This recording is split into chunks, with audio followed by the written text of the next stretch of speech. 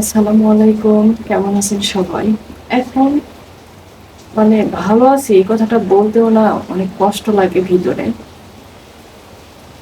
কেন লাগে সেটা হয়তোবা অধিকাংশ অনেকেই বুঝতেছেন চারপাশের পরিস্থিতি দেখে।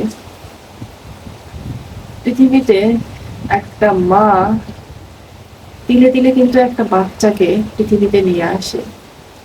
যখন সেই বাচ্চাটা খায় না, তখন কিন্তু সে মাটা সারাটা দিন চিন্তা করে কি রান্না করলে আমার বাচ্চাটা খাবে। এভাবে আস্তে আস্তে একটা বাচ্চাকে একটা মা বড়, তারপরে তার হয়তোবা পড়াশোনা শুরু হয়ে যায়, প্রাইমারি লেভেল শেষ, হাই স্কুল, তারপর ভার্সিটি। এভাবেই হয়তোবা একটা বাচ্চা বড় হয়ে যায়। তারপরে যদি একটা বাচ্চা হঠাৎ করে যদি সেই বাচ্চাটা পৃথিবী থেকে চলে যায়, তখন ওই মায়ের, ওই পরিবারের লোকজনের মানসিক অবস্থাটা যে কি হতে পারে সেটা হয়তো বা তারাই বুঝতে পারে। এমন একটা পরিস্থিতিতে এখন আমরা দাঁড়িয়ে আছি, কোনটা বলা উচিত আর কোনটা বলা উচিত না সেটা অনেক সময় মাথা থেকে কিন্তু বের হয়ে যায়। যার যায় সেই বোঝে কষ্টটা কি জিনিস। অনলাইন ফেসবুক হয়তো কাল থেকে খুলছে, এর আগে তো ইউটিউব, টিভির খবর এগুলা দেখলে বুকটা খালি হাহাকার। এই হাহাকার যে কবে শেষ হবে সেটা একমাত্র উপরওয়ালাই জানে, আমরা কেউই জানি না। আর সবচাইতে যেটা বেশি কষ্ট হচ্ছে সেটা কি, যারা মারা গেছে তাদের ঋণ কখনোই কিন্তু শোধ হবার মতো না। যে পরিবারের মারা গেছে সেই মা বাবার কষ্টগুলো কখনোই কিন্তু মুছে দেওয়ার মতো পৃথিবী হয়তো বা কোটি কোটি টাকা দিলেও সেটা সম্ভব না। কিছু ভিডিওর ক্লিপ যখন সামনে আসে তখন আমার অনবরত কিন্তু চোখ থেকে পানি বের হয়ে আসে। একমাত্র দোয়া করা ছাড়া তো কিছু করার নেই।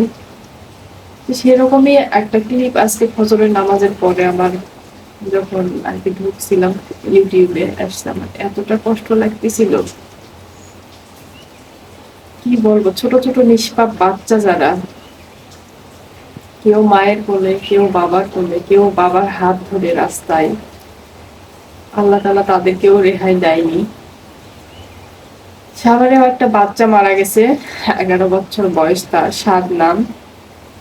এই ভিডিওর ক্লিপটা আরো বেশি আমার ভিতরে কষ্টটা বেশি দিয়েছে, কারণ বাচ্চাটা 11 বছর বয়স, সে কিন্তু কিছুটা হলেও কিন্তু বলছে, কিন্তু তারপরও বাচ্চাটাকে কিন্তু তারা ছাড়েনি।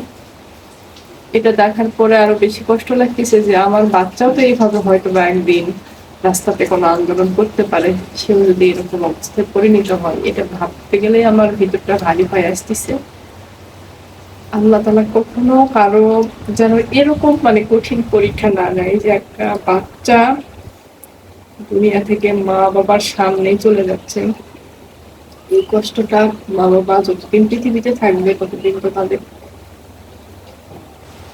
কষ্ট ভিতরে থাকবেই। কিন্তু কি হচ্ছে এটা বলে তো, এবার তো অন্তত থামা দরকার। এভাবে তো চলতে থাকতে পারে না। একটা সুস্থ দেশ এভাবে অসুস্থ হয়ে পড়ছে, আমরা তো এটা চাই না কখনো। আমরা সুস্থ দেশে সুন্দরভাবে বেঁচে থাকতে চাই। আসলে বাস্তব বড় কঠিন জিনিস। আজ কয়েকদিন যাবত এই দেখতে দেখতে দেখতে দেখতে আমরা সবাই ক্লান্ত। আমরা সবাই চাচ্ছি একটা সুস্থ পরিবেশ, একটা সুস্থ সমাজ, শিক্ষা প্রতিষ্ঠান, রাজনীতি মুক্ত। এগুলোই কিন্তু আমরা আমাদের চাওয়া, এগুলোই আমাদের পাওয়া। জানি না আসলে পাবো কিনা সেটা জানি না। খুব কষ্ট হচ্ছে আজকে বাহিরের বৃষ্টি, এই বৃষ্টি দেখতে দেখতে আমার মনে হচ্ছে এই সব বৃষ্টিতে যদি সব ময়লা আবর্জনা দুঃখ সবকিছু যদি সাফ হয়ে যাইতো, তাহলে হয়তো বা আমরা মানুষ কিছুটা হলে স্বস্তি পাবো। শান্তি তো পাবো না, কারণ যারা মারা গেছে তাদের তো আল্লাহ তাআলা বেহেশতবাসী করুক। আল্লাহ তাআলা যেখানেই রাখছে ভালো রাখুক, তাদের পরিবারকে এই কষ্টটা সহ্য করার মতো ক্ষমতা দিক। আর কোনো প্রাণ যেন না হারায়, আল্লাহ তাআলার কাছে এটাই আমাদের চাওয়া সকলের। সবাই ভালো থাকবেন, সুস্থ থাকবেন। আল্লাহ হাফেজ।